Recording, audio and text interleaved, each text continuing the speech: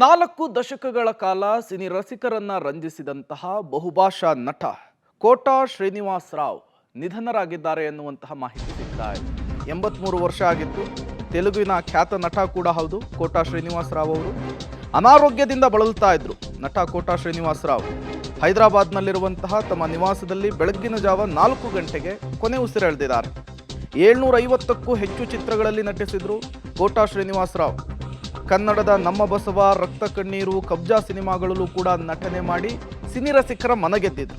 ವಿಶೇಷವಾಗಿ ನಟ ಬಾಬು ಮೋಹನ್ ಜೊತೆಗೆ ಹೆಚ್ಚು ಸಿನಿಮಾಗಳಲ್ಲಿ ನಟಿಸಿ ಸೈ ಎನಿಸಿಕೊಂಡಿದ್ರು ಕೋಟಾ ಶ್ರೀನಿವಾಸ್ ರಾವ್ ಅವರು. ಖ್ಯಾತ ನಟ ಕೋಟಾ ಶ್ರೀನಿವಾಸ್ ರಾವ್ ನಿಧನರಾಗಿದ್ದಾರೆ. ಅನಾರೋಗ್ಯದಿಂದ ಬಳಲುತ್ತಾ ಇದ್ರು. ಬೆಳಗ್ಗಿನ ಜಾವ ತಮ್ಮ ನಿವಾಸದಲ್ಲಿ 4 ಗಂಟೆಗೆ ಕೊನೆ ಉಸಿರೆಳೆದಿದ್ದಾರೆ. ಖಳನಾಯಕನ ಪಾತ್ರದಲ್ಲಿ, ಪೋಷಕ ಪಾತ್ರದಲ್ಲಿ, ಹಾಸ್ಯ ನಟನ ಪಾತ್ರದಲ್ಲಿ ಲೀಲಾಜಾಲವಾಗಿ ಅಭಿನಯಿಸ್ತಾ ಇದ್ದಂತಹ ನಟ ಇವರು. 750ಕ್ಕೂ ಹೆಚ್ಚು ಸಿನಿಮಾಗಳಲ್ಲಿ ನಟನೆ ಮಾಡಿ ಸೈ ಎನಿಸಿಕೊಂಡಿದ್ದಾರೆ. ರಂಗಭೂಮಿ ನಟರಾಗಿ ಇವರು ಬಣ್ಣವನ್ನು ಹಚ್ಚುತ್ತಾರೆ. ಅದಾದ ಮೇಲೆ 750ಕ್ಕೂ ಹೆಚ್ಚು ಸಿನಿಮಾಗಳಲ್ಲಿ ನಟನೆಯನ್ನು ಮಾಡಿದ್ದಾರೆ. ಮೊದಲು ಇವರು ಬಣ್ಣವನ್ನು ಹಚ್ಚುವ ಮೊದಲು, ರಂಗಭೂಮಿಯನ್ನು ಪ್ರವೇಶ ಮಾಡುವ ಮೊದಲು ಬ್ಯಾಂಕ್ನಲ್ಲಿ ಕೆಲಸವನ್ನು ನಿರ್ವಹಿಸ್ತಾ ಇದ್ರು. 1978 ಚಿರಂಜೀವಿ ಅವರ ಮೊದಲ ಚಿತ್ರ ಈ ಪ್ರಾಣಂ ಖರೀದು ಚಿತ್ರದ ಮೂಲಕ ಎಂಟ್ರಿಯನ್ನು ಕೊಡ್ತಾರೆ. ಅದಾದ ಮೇಲೆ ಅವರು ಹಿಂತಿರುಗಿ ನೋಡಿದ್ದೇ ಇಲ್ಲ.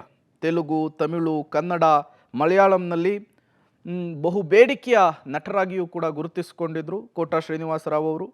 4 ದಶಕಗಳ ಕಾಲ ತೆಲುಗು, ತಮಿಳು, ಕನ್ನಡ, ಮಲಯಾಳಂ ಚಿತ್ರರಂಗದಲ್ಲಿ ಹಲವು ಪಾತ್ರಗಳಲ್ಲಿ ಲೀಲಾಜಾಲವಾಗಿ ಅಭಿನಯಿಸಿದಂತಹ ನಟ ಇವರು.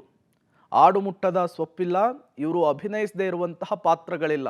ಎಲ್ಲ ಪಾತ್ರಗಳಲ್ಲೂ ಕೂಡ ಅದ್ಭುತವಾಗಿ ನಟಿಸುವ ಮೂಲಕ ಸಿನಿ ರಸಿಕರ ಮನವನ್ನು ಗೆದ್ದವರು. 83 ವರ್ಷ ಆಗಿತ್ತು.